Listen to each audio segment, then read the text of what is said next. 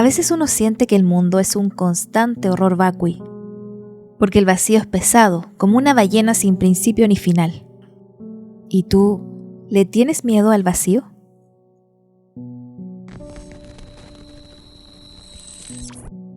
En el documental Los Beksinski, que nos adentra en la interesante y por momentos tormentosa vida del pintor Wisław Beksinski, hay una parte que se me quedó grabada en la memoria, una parte que nunca me olvidé y que tenía muchas ganas de mencionar en este video. La escena a la que me refiero es cuando el hijo de Beksinski, Thomas, habla sobre su deseo de morir, de su desconexión absoluta con el mundo y consigo mismo. Pero lejos de lanzar unas palabras de ánimo o de intentar disuadir a su hijo de seguir con esos pensamientos nihilistas y depresivos, el pintor lanza un diálogo que me parece que resume a la perfección su personalidad.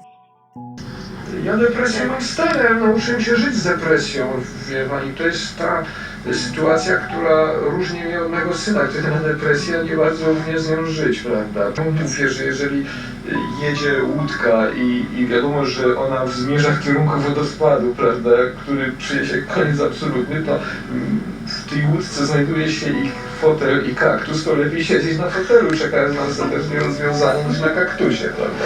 I w związku z tym ja staram się być raczej na co dzień, wie pan, nie zmienia to mego ogólnego punktu widzenia. Na co dzień właściwie wszyscy siedzimy w celi śmierci, ale w każdej chwili zabawa może się skończyć, no ale rozpaczanie z tego powodu niczego nie zmieni. Recuerdo que cuando vi este documental hace un par de años, esa parte me golpeó muy fuerte. Fue como un terremoto mental, en el buen sentido, claro. Yo también estaba deprimida, pero me di cuenta de que podía intentar hacer que el viaje por esta vida fuera mucho más agradable. ¿Por qué tenía que empeorar mi enfermedad echando más leño al fuego de la desesperación? Beksinski fue, en esencia, un pintor deprimido, pero esa depresión parecía provenir de un miedo a la muerte, al vacío, a la nada. Por eso Wisław Beksinski decía que él pintaba para llenar su vacío existencial y dejar algo de sí mismo en el mundo con su arte. Pero no era un hombre melancólico ni nostálgico, sino pragmático, una especie de pesimista estoico. Y lejos de lo que se pueda pensar, Beksinski tampoco sentía anhelo por el pasado, lo que lo pone en el lado opuesto a los artistas románticos. De hecho, tenía baja autoestima y siempre pensaba que era peor que los demás. Incluso se definió a sí mismo como un imbécil. También tenía cierto lado envidioso. Hay una parte en que él confiesa que cuando veía buenas obras no sentía alegría por haberlas descubierto, sino frustración por no haberlas pintado él mismo. Yo creo que si Beksinski tuviera la oportunidad de estar vivo ahora y ver lo que todos decimos sobre su arte, tal vez lanzaría un suspiro de frustración y pondría los ojos en blanco. Y es que su obra pictórica ha sido muy mal interpretada, lo que tampoco es raro, ya que el ser humano tiene la innata necesidad de interpretar lo que ve, sobre todo de interpretar lo que no acaba de comprender. Pero ya hablaremos de esto más profundamente más adelante. Algunos llaman a Beksinski el pintor de pesadillas. Otros aseguran que su obra es un retrato sobre diferentes aspectos del infierno, como ocurre con algunas obras de Wayne Barlow, un pintor del cual espero hablar más adelante porque su obra es buenísima. La verdad es que no quiero desestimar las interpretaciones y etiquetas que se han hecho sobre la obra de Beksinski, pero tampoco las quiero aseverar. No estoy de acuerdo en que fuera un pintor de pesadillas. Ni siquiera me convence lo de fantasía oscura. Siento que su obra va mucho más allá de esas etiquetas tan reduccionistas. Lo cual es paradójico y un poco hipócrita de mi parte, pues yo misma estoy encasillando su trabajo al denominarlo como arte posapocalíptico. Y es que además el propio Beksinski odiaba que la gente intentara darle explicación a su trabajo, razón por la cual evitaba asistir a sus propias exposiciones, pues no le gustaba mucho eso de que se le acercaran preguntándole qué quiso decir con tal elemento o qué significaba tal obra. Él estaba cansado de las simbologías, cansado de que los demás tradujeran sus pinturas a conceptos y palabras que poco tenían que ver con el propósito detrás de su proceso creativo. Cuando una periodista le dice que la gente piensa que su obra es sombría y pesimista, él le dice que su visión del mundo no era pesimista, sino romántica. La muerte es probablemente el motivo fundamental de mis pinturas, admitió él. Śmierć jest chyba podstawowym motywem moich obrazów i podejrzewam, że jestem na zjawisko śmierci wyczulony w silniejszy sposób. Beksinski sentía que era más sensible sobre este tema que el común de la gente, lo que exacerbaba su miedo a la muerte. Por eso seguía pintando, para no pensar tanto en lo efímero que es todo. Es como si caminaras por un jardín y no dejaras de pensar que esas flores se marchitarán pronto, en vez de disfrutar de su belleza. Lo que es bello empapado de vida, mañana podría ser solo un escenario sembrado de tumbas y huesos podridos. Más o menos así funcionaba la mente de Beksinski. Y esta preocupación por la transitoriedad de las cosas se asoma constantemente en su arte. Él mismo dijo en una entrevista: "Considero la creación como el único camino posible de luchar contra la inevitabilidad de fallecer.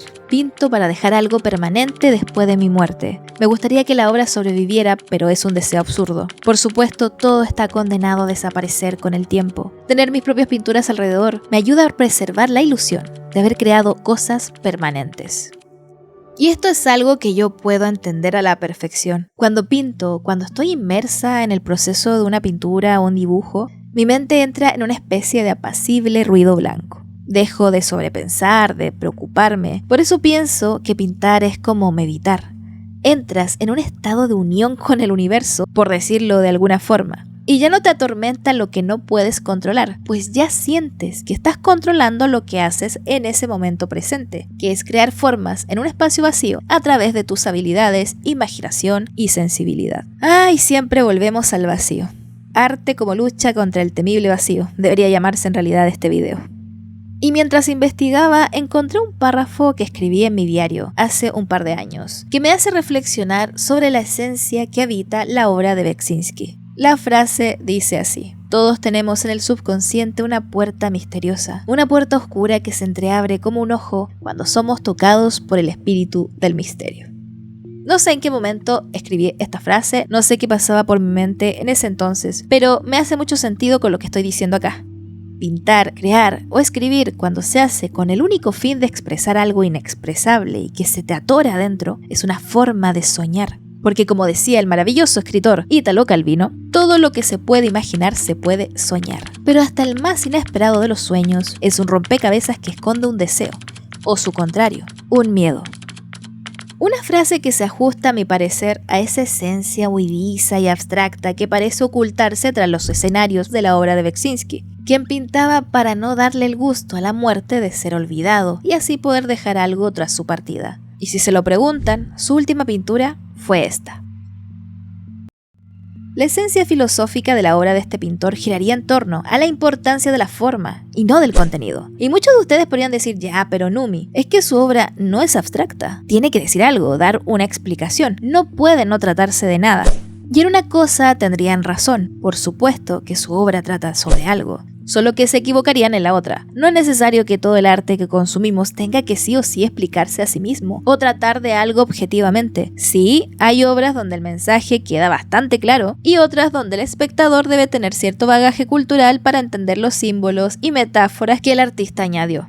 Pero también existe un tipo de arte que se acerca más al centro de lo poético, de lo onírico, como las películas del fallecido David Lynch, que en paz descanse. Son obras que se basan más en las sensaciones que te generan, más que en el supuesto mensaje que intenta dar. No saben cómo odio esa frasecita. Si una obra no puede explicarse a sí misma, entonces no es una buena obra. Weón, en serio odio esa frase, no la digan. Este tipo de sentencias absurdas denotan no solo una ignorancia profunda sobre el arte, sino también sobre el propio proceso creativo. Es ignorar el fondo poético de la creación, porque al buscarle racionalidad a todo el arte que consumimos, siempre esperando que nos hable de algo en concreto, cerramos justamente las puertas luminosas del misterio. Y eso volvería muy aburrida la experiencia estética. Hay cosas que deben permanecer tras el velo de lo incognoscible. Se disfrutan mejor así, pues es una forma de rozar sensaciones que no puedes definir con palabras, ni con un hilo narrativo específico. En el Tao Te Ching te dicen que si puedes explicar lo que es el Tao, entonces no sabes lo que es el Tao.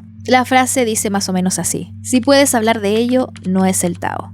Si tiene un nombre, es solo otra cosa.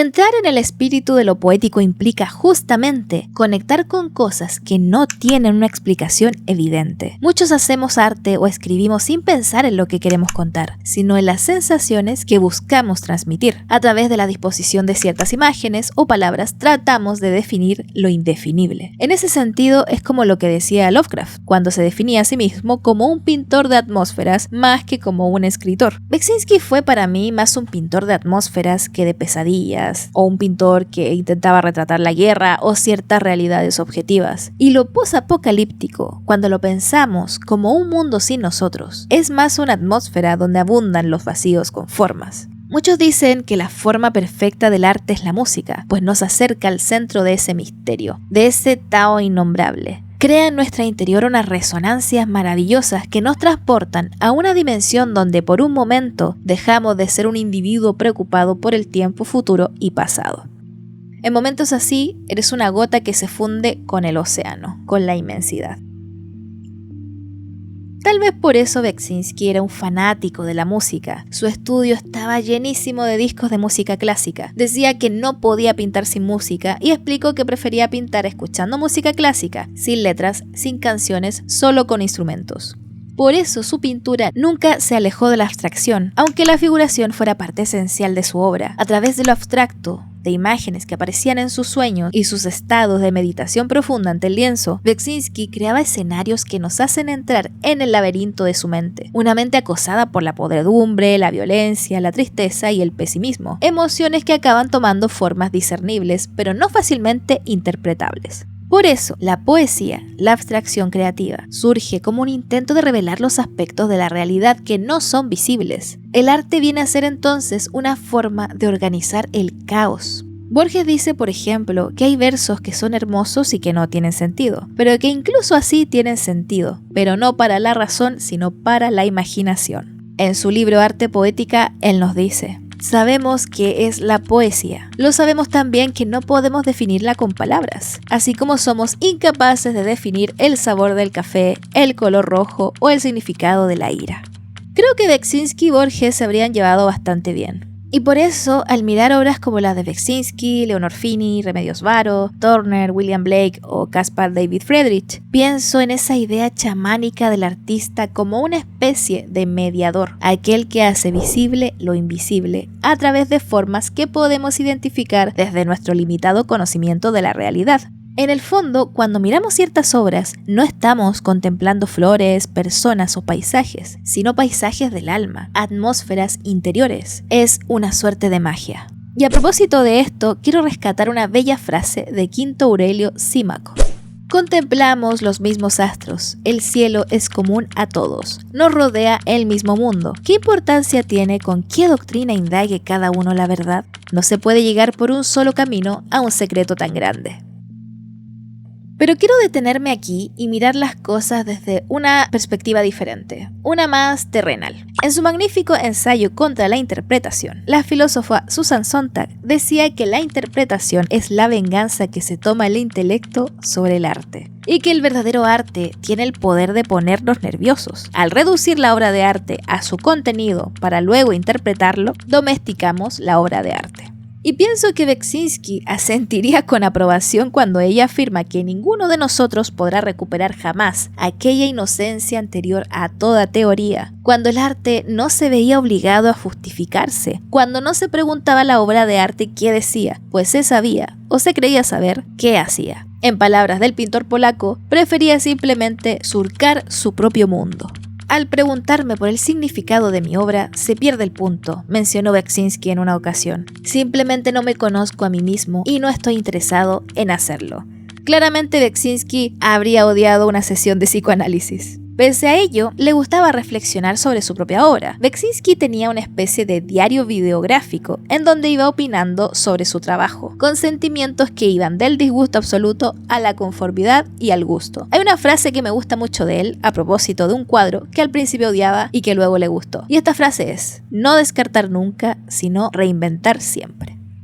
Lo cierto es que estoy de acuerdo en que querer interpretarlo todo y solo quedarnos con esas interpretaciones como si fueran verdades inamovibles es una forma de matar el arte. Od istoty rzeczy nazwanej.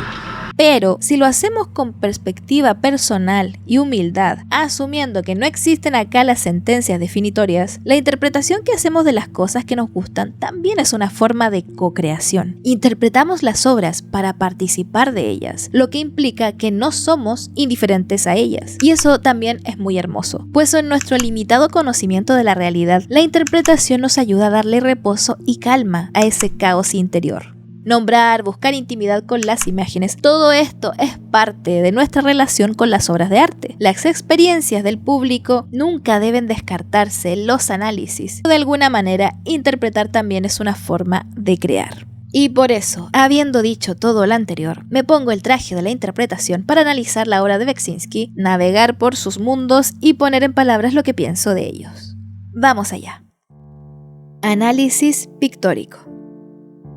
Aunque yo lo llamo arte posapocalíptico, se suele definir la obra de Beksinski como fantasía oscura o realismo fantástico. Pero el arte fantástico no puede definirse como un movimiento, sino como una manera especial de formular cierto discurso artístico. Lo fantástico es tan antiguo como la necesidad del ser humano de cuestionarse sobre los fenómenos que carecen a primera vista de una explicación lógica. Como propone Molina Foix en su libro Europa Imaginaria, en su intento por descifrar el misterio luminoso del mundo amenazador que le rodeaba, el hombre primitivo fue tejiendo una tupida red de interpretaciones más o menos maravillosas que le inculcó una conciencia de lo sobrenatural materializada enseguida en una serie de ritos religiosos y tradiciones folclóricas, crónicas y textos sagrados. Los artistas que se agrupan bajo dicha clasificación, tal como Beksinski, configuran con sus obras un universo personal que participa de la realidad objetiva en ciertos aspectos, pero no sigue sus leyes, ni se ve determinada por lo que sucede en el exterior, tal como se ve en las obras de Beksinski. Esta necesidad de establecer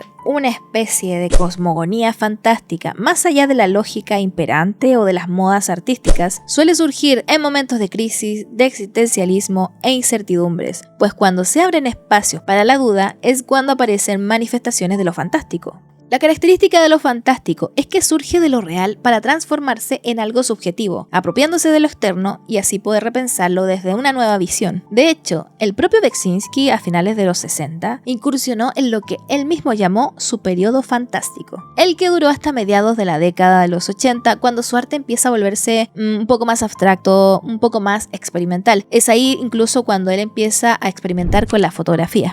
Y fue en ese primer periodo fantástico cuando surgen sus obras más famosas, donde retrata escenas de muerte, putrefacción, paisajes repletos de calaveras, figuras deformadas, edificios sombríos y desiertos. Beksinski expresaba entonces: "Deseo pintar de la misma forma como si estuviese fotografiando los sueños". En esas obras era como si otro mundo se estuviera formando a partir de lo que quedó del nuestro, pero uno donde ya no participa el humano, sino un paisaje abrumador que se apropió de lo que quedó de nosotros, pero dejando rastros de nuestra cultura, como aquel cuadro donde aparece la frase "Hoc signo vinces", que significa "con este signo vencerás". Una frase bastante irónica tomando en cuenta lo que está retratando. Y es aquí cuando surge algo que me gusta denominar lo subhumano.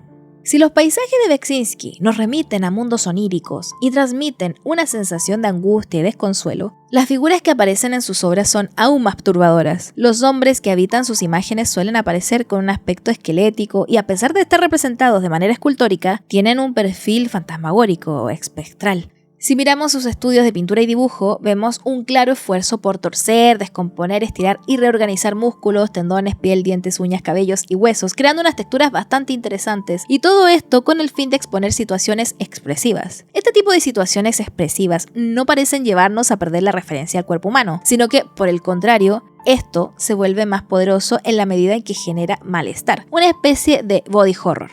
Estas figuras me parecen hermosas pese a lo grotescas que son, porque habitan un mundo perturbado y decadente con arquitecturas, al igual que ellos, también parecen estar construidos con cierta materia orgánica. La luz también juega un papel destacado aquí, ya que construye texturas que contrastan con ese ambiente depresivo. Y me gusta mucho fijarme en los edificios, son puro horror arquitectónico, sitios que me hacen pensar en cárceles, lugares donde entras, pero no sales. La neblina, la ruina, el sentimiento de soledad, así como la grandeza de estos elementos arquitectónicos frente a la pequeñez de los seres humanos que ya han perdido sus características y no son más que fantasmas, me parecen elementos constantemente reiterados en las ciudades que presenta este artista. Y me fascina cómo logra unificar paisaje con arquitectura ruinosa. Sobre todo, muestra el interés de Beksinski en la arquitectura, pese a que decidió no ejercer como arquitecto tras graduarse y decantarse por la pintura. Para mí el misterio del espíritu humano se puede palpar en sus obras, pues retrata aspectos del universo inconsciente, pero a través de la degradación y la degeneración del cuerpo a través de lo grotesco. La categoría estética de lo grotesco suele combinar de manera fantástica elementos vegetales, animales y humanos, y estas combinaciones, si se miden según el modelo clasicista o realista, nos parece monstruoso a primera vista, pero no es más que una forma de sacar a la luz lo esencial, descartando el adorno. Y por supuesto, la muerte siempre está presente. Lo posapocalíptico aquí se transforma en una forma de lidiar con la inevitabilidad de la muerte. De hecho, una de las obras que más influenció a Beksinski cuando este era apenas un niño fue La Isla de los Muertos, pintada en 1880 por Arnold Böcklin. Otra de sus influencias fue el trabajo del jesuita Tadeusz Wroxowski, espero haberlo pronunciado bien. Y si me lo preguntan a mí, se notan bastante estas dos influencias en su trabajo. Muchas de sus obras nos llevan a creer que hay supervivientes en esa realidad, aunque siga siendo un mundo sin nosotros. Debe haber un ser humano soportando una soledad que solo es posible en sueños o pesadillas. Y es eso lo que asusta. No las calaveras, no los esqueletos, ni los cementerios o la destrucción del cuerpo humano, sino lo que se esconde detrás, es decir, un cuadro pintado con un pincel invisible que deja salir lo abominable. Beksinski pintaba su mente básicamente, y lo más probable es que se sintiera atrapado por la naturaleza limitada de esa mente, encerrada en una caja como una calavera, lo cual le hacía buscar salidas de su propia esclavitud. Por eso pintaba estos mundos fantásticos. Me gusta pensar en los lugares que aparecen en sus cuadros como no sitios de la memoria. Estos sitios son lugares donde hubo violaciones a los derechos humanos o donde ocurrió una catástrofe. Estos no sitios se componen por paisajes contaminados, lugares donde hubo ataques terroristas, paisajes traumáticos para ciertas personas que sufrieron allí, sitios desfigurados, lugares malos, vacíos, cargados por un aire pesado. En definitiva, sitios donde habitan los fantasmas. Y este tipo de lugares son un componente estético bastante común en las imágenes posapocalípticas, pues nos arrojan con nuestra fragilidad, ese dolor del cual intentaba escapar Beksinski a través de sus pinturas. Nos dicen los antropólogos que durante miles de años el hombre solo conoció el tiempo cíclico, un tiempo circular en el que el pasado y el futuro colapsan en un presente continuo, la cual se caracteriza por la abolición del tiempo y por la repetición de un modelo que se reactualiza constantemente como si fuera un ritual circular. Otra forma de apocalipsis puede hallarse bajo la figura del agotamiento. Estos escenarios proponen la decadencia del sistema vigente y su disolución en una forma estéril. Y no me pueden decir que los personajes de Beksinski no son criaturas agotadas. O sea, mírenlos, están cansados de estar vivos. En este tipo de apocalipsis del agotamiento se nos ofrece la perspectiva de un orden que se consume a sí mismo, hasta degenerar en caos y luego en una muerte lenta que se extiende como la locura. Este agotamiento estará muchas veces asociado al canibalismo, a la propagación de pestes, a conductas violentas o a la destrucción del mundo natural. Conceptos como el avance de la devastación en Nietzsche, el ascenso de lo insignificante en Castoriadis, el imperio del yo en Byung-Chul Han, la cancelación del futuro en Mark Fisher y en todas aquellas perspectivas filosóficas que piensan la actualidad como una estructura que se disuelve en formas decadentes, encajan bastante bien con este escenario del agotamiento que deriva en un post-apocalipsis circular. Hay elementos en muchas de las fantásticas pinturas de fases de Beksinski que nos llevan a pensar en el post-apocalipsis. En primer lugar, es interesante considerar que el artista produjo estas imágenes en un momento en el que imaginar el post-apocalipsis era bastante común y en ciertos contextos casi inevitable. Es cosa de analizar su momento histórico, ¿no? La Guerra Fría ya había atravesado una crisis que dejaba clara la posibilidad de un conflicto atómico, y cuando decimos pasará, no significa que estas crisis hayan sido superadas. La amenaza nunca ha dejado de rondar el debate político y la percepción popular. Hoy mismo parece que este gigantesco leviatán se asoma de nuevo para recordarnos que el humano es profundamente autodestructivo. Los escenarios desérticos, los edificios en ruinas, el infierno nuclear, el cielo tormentoso, la oscuridad constante, la soledad de los últimos supervivientes, el salvajismo de un mundo donde ya no hay normas, todo esto podemos verlo en las obras de Beksinski. Todo esto forma parte de las obras posapocalípticas. Un mundo donde dejamos de ser humanos y nos transformamos en otra cosa. Una de mis poetas favoritas, la sueca Birgitta Trotzig, escribía una poesía posapocalíptica que siento que encaja a la perfección con la obra de Beksinski. Los dejo con este poema de Birgitta para entrar en ambiente. Vacío amorfo, susceptible de adquirir cualquier figura, es como un presagio de grandes acontecimientos. Se acercan tiempos sin contexto, ninguna palabra responde ya a su antiguo significado. El tiempo se ha abierto como un precipicio y todo resbala. Todo es una corriente oscura y confusa, cada vez más rápida, pero sin destino. Añicos y escombros avanzan en torbellino por la oscuridad, y lo que el remolino de la tiniebla trae consigo no se puede nombrar. Fue en el alba de la primavera del 2005 cuando Wisław Beksinski fue hallado muerto en su departamento de Varsovia. La muerte, primordial en su obra, le rondaba como una vieja amiga. Su esposa había muerto varios años atrás. Su hijo Thomas se suicidó después de una depresión clínica. Tal vez al pintor polaco le atemorizaba más el hecho de morir que la muerte misma. ¿Era lo suyo un miedo al vacío o al sufrimiento? Tal vez ambas cosas. Y para su desgracia, halló lo que tanto temía de una forma violenta, horrible, mientras aún estaba en la cima de su carrera como artista. La policía dijo que había múltiples heridas por todo su cuerpo, la mayoría en su pecho. 4 días después, un estudiante de 19 años, señalado como Robert K., hijo de un buen amigo del pintor, sería detenido por el crimen. Acompañado de un amigo suyo, invadió la vivienda con el miserable fin de robarle dinero y estaba dispuesto a recurrir a cualquier recurso para conseguirlo. Fue condenado a cadena perpetua. A veces me pregunto qué habrá pensado Beksinski en esos últimos momentos, mientras se le iba el aliento, mientras alguien le arrebataba la vida tan injustamente. ¿Habría recibido la muerte con resignación o resistencia? No puedo dejar de pensar en su frase sobre aquel bote que se dirige hacia un acantilado. Y lo veo a él, sentado en ese bote, mientras intenta hacer de ese viaje una experiencia agradable, pese a conocer el inevitable final.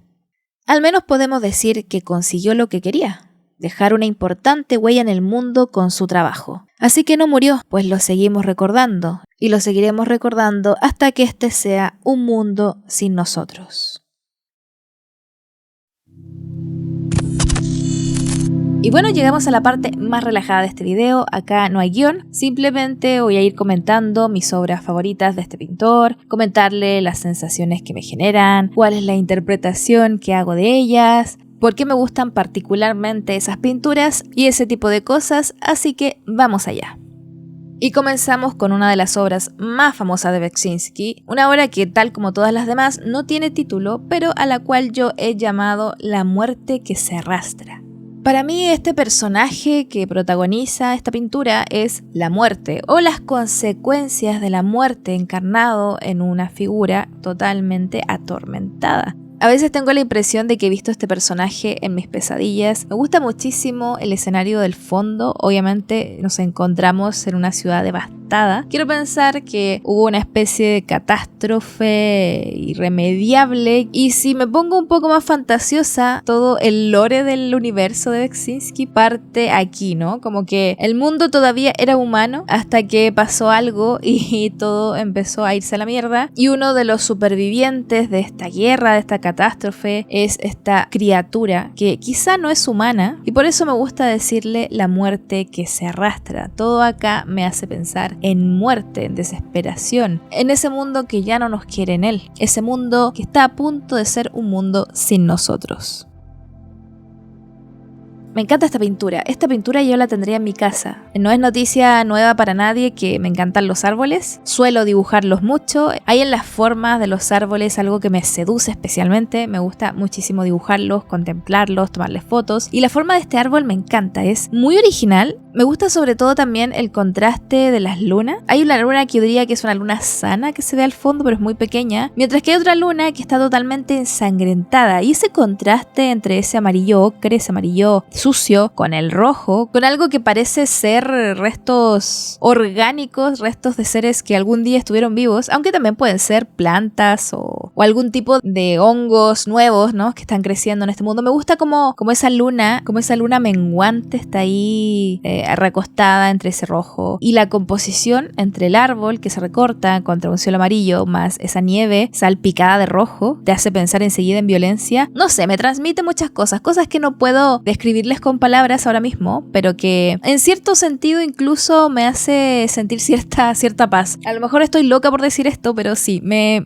hace sentir paz este cuadro. Pero es porque yo soy un poco especial. A veces las obras que me hacen sentir confort suelen ser obras bastante perturbadoras. Por ejemplo, una de las películas que yo siempre digo que son mis películas de confort es Midsommar, para que se vayan haciendo una idea de cuáles son las cosas que a mí me provocan confort. Bueno, en fin, no me hagan caso. Pasemos a la siguiente pintura. Esta pintura me gusta muchísimo. Fue una de las primeras que vi de Beksinski antes de saber quién era él. De hecho, la tuve como fondo de pantalla en mi antigua computadora. Y me gusta porque simboliza muy bien ese mundo posapocalíptico, ese mundo sin nosotros, ¿no? Me encanta la textura. Las texturas que crea Beksinski en sus pinturas me fascinan. Me gustaría conseguir ese tipo de texturas cuando empiece a pintar en óleo. Yo no sé pintar en óleo, manejo lo básico, pero todavía no me meto de lleno. Todavía estoy muy metida con la acuarela, pero me encantan las texturas. Cuando pinto me puedo pasar horas practicando texturas, y la textura que hay aquí, esa cosa que recubre el árbol, que es como una especie de material orgánico que también te hace pensar en venas, ¿no? Como si el mundo estuviera convirtiéndose en un organismo muy vivo, pero vivo a un nivel ya grotesco, ¿no? De que ya empiezan a salir venas, de que ya empiezan a salirle como conexiones sanguíneas, y este auto que es obviamente un símbolo de la humanidad que ya no tiene poder, ¿no? Que ya una humanidad que quedó atrás. Y es curioso pensar que probablemente si el ser humano se extingue, lo que vamos a dejar atrás van a ser justamente objetos. No vamos a quedar nosotros, van a quedar las cosas que construimos, ¿no? Como estos autos. Una de las cosas de hecho que más me gustan cuando veo películas posapocalípticas, por ejemplo en la serie y en el juego de Last of Us, me gustaba mucho ver esos escenarios donde objetos cotidianos van siendo recubiertos por la vegetación, por ese nuevo mundo orgánico,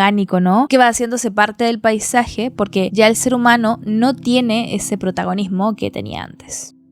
Esta pintura de Beksinski también es muy conocida. Me gusta simplemente por la composición y por ese racimo de dedos. Me fascina la forma en cómo Beksinski dibuja las manos, los huesos de las manos. Parecen como pequeños troncos de árboles y te da cierta sensación de tripofobia, ¿no? Como esta cosa de elementos pequeños que están acumulados, que están el uno junto al otro, creando una especie de caos orgánico, un amasijo de tejidos, de articulaciones. No sé, siempre me ha gustado mucho eso de las obras de Beksinski, y me gusta pensar también que este personaje es un músico condenado a tocar la misma melodía una y otra vez, una especie de Sísifo pero de la música.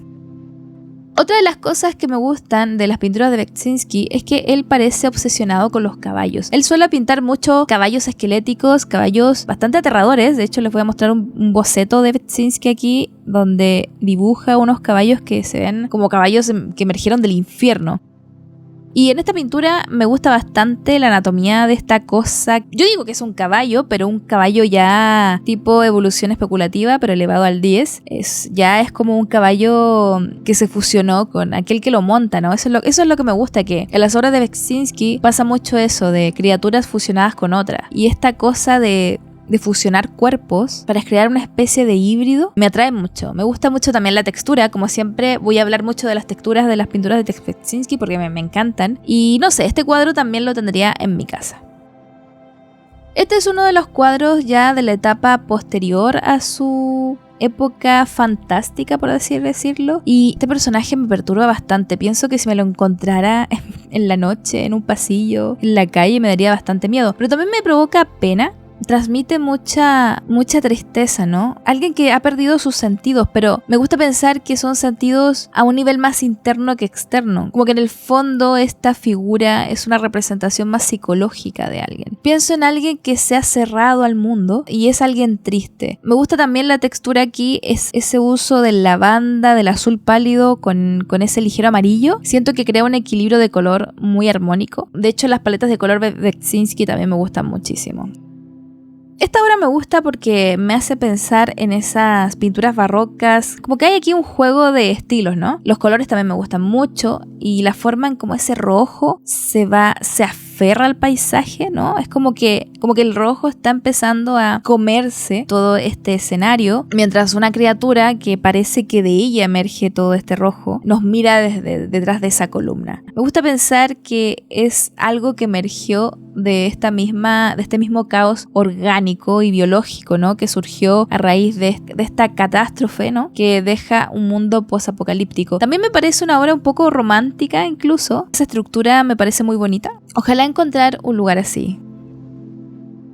Oh, me encanta esta obra. Me parece genial la sensación de opresión. Tengo un poco de megalofobia. Me aterran las criaturas enormes, ¿no? Cuando era niña le tenía pavor a las ballenas por eso mismo. Y esta perspectiva, esa pequeña personita que va con una lámpara mientras estos seres gigantescos van apareciendo a su paso, me remite mucho a una escena de Señor de los Anillos cuando van por ese río y aparecen dos estatuas gigantes de dos reyes, y siempre me impactó mucho esa escena, y aquí no sé, pienso en lo mismo, como que siento que realmente aquí estamos dentro de una pesadilla. Yo sinceramente no sé qué haría si tuviera que caminar por un pasillo así. Esos seres gigantes que algunos tienen cosas en sus manos, ¿no? No sé, me hace pensar en ángeles. Siempre he pensado que los ángeles no son ni buenos ni malos, son un poco como los daimones griegos, seres un poco neutrales, y eso hace que, al menos a mi parecer, sean mucho más aterradores incluso.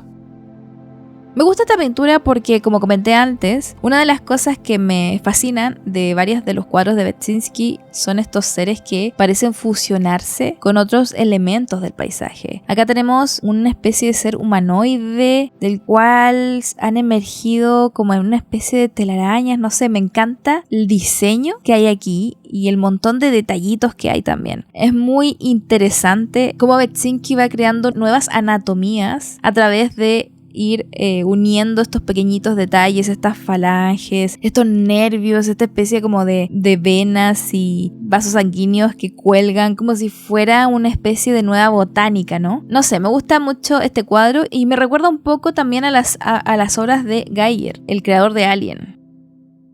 Me gusta esta obra porque siempre me han gustado los cuadros que retratan el mar en toda su amplitud. Ya dije antes que tengo megalofobia y debería también tener talasofobia, pero no le tengo tanto miedo al mar. De hecho, me encanta bañarme en él. Pero siempre he dicho también que el miedo me atrae. Incluso las cosas que me dan miedo me atraen. En este caso, estos paisajes enormes donde parece haber algo pequeño protagonizando el paisaje. Esa sensación de insignificancia, de hallarte totalmente absorbido por fuerzas que no puedes controlar, me fascinan este tipo de obras que te hablan un poco de lo infinito, ¿no? De lo abismal, y con ese cielo al fondo que es totalmente oscuro, que ni siquiera sé si es un cielo o un abismo, no sé, me encanta. Esta es otra obra que si tuviera el dinero la compraría.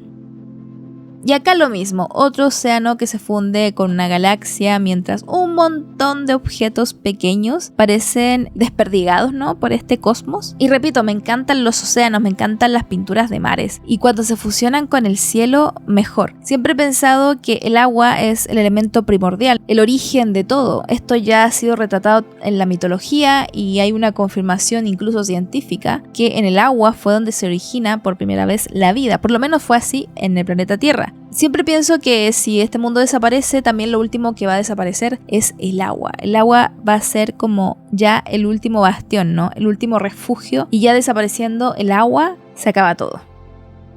Me gusta esta obra porque siento que hay una historia aquí. Hay una pequeña puerta cerrada en ese muro que me hace pensar un poco en la puerta de Coraline, la película Coraline. Y lo que veo es algo suspendido que parece un órgano gigante, el cual parecen anhelar esas criaturas de los costados, criaturas que obviamente están desnutridas, y siento que eso que cuelga al medio, que es una especie de órgano vital, es algo que ellos anhelan tener, que están aguardando poseer para sí mismos. Me gusta mucho porque aquí se siente ese peso de lo fantástico, ¿no? Pero nunca siendo abiertamente explicativo. Como he dicho a lo largo de todo el video, Beczinski no quería explicar sus obras, él pintaba de forma subconsciente y cualquier cosa puede pasar aquí.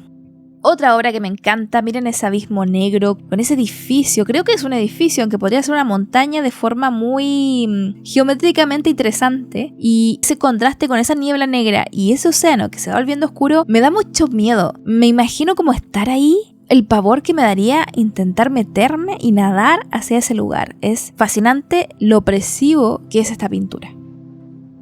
Me gusta esta obra porque pienso en una criatura que obviamente estuvo pegada bastante tiempo a ese muro, a juzgar por la sombra, por la marca que deja ahí, y que parece que se ha podido por fin liberar, y en esa liberación se desintegra, ¿no? Desaparece, pero siento que es como un desvanecimiento, una forma de desaparecer que es al mismo tiempo su libertad. Al fin esta criatura puede descansar, porque imagínense estar condenado a estar en un solo lugar por mucho tiempo, ver pasar años y años mientras tú estás atrapado sin poder hacer nada, sin poder hablar, sin poder emitir ningún sonido. Siento que en el fondo esta pintura es una pintura positiva de alguien que se ha liberado al fin del tormento al cual estaba sometido. Lo que me gusta de esta pintura es que nos cuenta una historia. Vemos a un ser de cráneo muy particular, un ser grotesco si podríamos decirlo así, con unas manos enormes, que sostiene otra criatura humanoide vestida de rojo. Beksinski usa mucho el color rojo en ropas de muchos de sus personajes que tienen esa misma fragilidad, que parecen estar siendo acunados por otro personaje. Vemos al fondo una casa con dos ventanas iluminadas en una especie de paisaje cubierto de ceniza y de nieve. No sabemos si este personaje se ha robado a esa criatura o la está salvando, o simplemente pasaba por ahí con ella, pero no sé. Me encanta las infinitas posibilidades de historias que podemos sacar a partir de este personaje. No sé qué se les ocurre a ustedes, pero a mí me gusta muchísimo. Siento que deja la puerta abierta para sacar muchas ideas para historias. Seleccioné esta pintura no porque sea una de mis favoritas, sino porque cuando pienso en aliens, cuando pienso en extraterrestres, me imagino que una de las formas que podrían llegar a tener es esta. Se me hace una anatomía muy interesante, muy visual, y me gusta pensar que debe haber por ahí en alguna galaxia extraterrestres con esta anatomía, con esta forma. Lo que me gusta de esta pintura es que te hace pensar de inmediato en soledad, en alienación, en ese sinsentido del que hablaba antes, ¿no? Como lo del mito de Sísifo. Acá vemos un paisaje bastante desolador, y en cada una de estas columnas de roca vemos un grupo de gente acurrucadas en torno al fuego. No quiero, como les digo, no quiero ponerme ya a interpretar, no quiero irme en la profunda, pero me gusta muchísimo la composición, la perspectiva de este cuadro, la forma en cómo te hace sentir solo, cómo te hace sentir incluso agradecido de poder estar en tu casa a salvo de este tipo de situaciones, ¿no? Imagínense que realmente el ser humano llega a un punto en que tenga que estar así, volver a un estado primitivo, y no solo volver a un estado primitivo, sino atrapados en un sinsentido, atrapados en sus propias islas, ¿no? Estas personas no pueden salir de aquí, están condenados a acurrucarse junto a ese fuego hasta que se extinga. Otra obra que lo que me fascina es justamente la forma en cómo los cuerpos se fusionan con la tierra. Siempre he pensado que lo bonito de la muerte, si podemos pensar que tiene algo bonito, es que los cuerpos cuando se descomponen van a la tierra, y esa tierra alimenta y da vida. Ese famoso ciclo, ¿no? Que todo es circular en el fondo. No viajamos en línea recta, sino que todo es cíclico. Cíclico hasta que el sol se apague y el mundo muera y todo se destruya, pero para eso faltan millones de años todavía, por suerte, o eso creo. Y no sé, siento que hay mucha belleza en este tipo de cuadros donde hay cadáveres que se fusionaron con el paisaje, con la tierra, y van creando una especie de microuniverso orgánico que es a su manera bastante bello. Otra obra donde vemos un árbol. Lo que me gusta de los árboles es que son un símbolo de vida. Donde haya árboles hay vida, ¿no? Y los árboles por lo general me transmiten mucha paz, pero en los cuadros de Beksinski es todo lo contrario. Los árboles me parecen como una señal de peligro, incluso, como algo ominoso. Miren este árbol negro que contrasta con ese rojo furioso. Parece que esto es parte de un círculo del infierno, ¿no? Y me gusta mucho también esa especie de bloque delgado que hay arriba, lleno de llamaradas infernales, y ese montón de gente acurrucada en el suelo en torno a una especie de pozo. Todo aquí se me hace muy onírico, muy pesadillesco, y no sé, es otro de ese tipo de pintura de Beksinski donde abunda el pesimismo, ¿no? Esta pintura en particular, lo que quiero destacar es que Beksinski está usando como cruces postes de eléctricos, ¿no? Creo que es muy original tomar los postes eléctricos, algo tan humano, tan de construcciones del ser humano, para simbolizar la destrucción del mismo, ¿no? Es muy irónico que a través de algo que simboliza la luz, la presencia del hombre en el mundo, justamente se esté mostrando su decadencia, su desaparición, su extinción probablemente. Lo que me gusta de esta obra es simplemente cómo Beksinski logró crear esta arquitectura formando un rostro. Está muy hermoso. Es una obra muy como un poco de ciencia ficción, ¿no? Con esto de crear ciudades, metrópolis gigantescas con formas imposibles, con geometrías que no son aplicables ahora mismo, pero que te hacen pensar en ese tipo de mundos totalmente caóticos, donde ya el ser humano construye hasta que las propias construcciones se vuelven contra nosotros. Una criatura que se fundió con el paisaje. Aquí lo que me gusta sobre todo es el uso del color. Me gusta mucho la composición, como esa especie de lanza hace que encaje la luna ahí en ella, lo que te hace pensar en una lámpara, ¿no? Y cómo crecen esos arbustos en este cuerpo, en esta criatura que se está descomponiendo. No sé, me encanta esta obra y de hecho me acabo de dar cuenta de que hay una especie de rostro muy pequeño ahí abajo. No sé qué significará, no sé, pero todo me gusta en esta obra. Y bueno chicos, esta sería mi selección de mis obras favoritas de Beksinski. No sé cuáles son las suyas, todos tenemos gustos distintos. La verdad es que todas las obras de Beksinski me gustan. Muchas gracias por llegar al final de este video ensayo, espero que lo hayan disfrutado. Y un abrazo gigante tanto a los miembros de mi Patreon como a los miembros del canal, quienes apoyan este proyecto y de hecho fueron quienes votaron que el primer video del 2025 tenía que ser sobre Beksinski.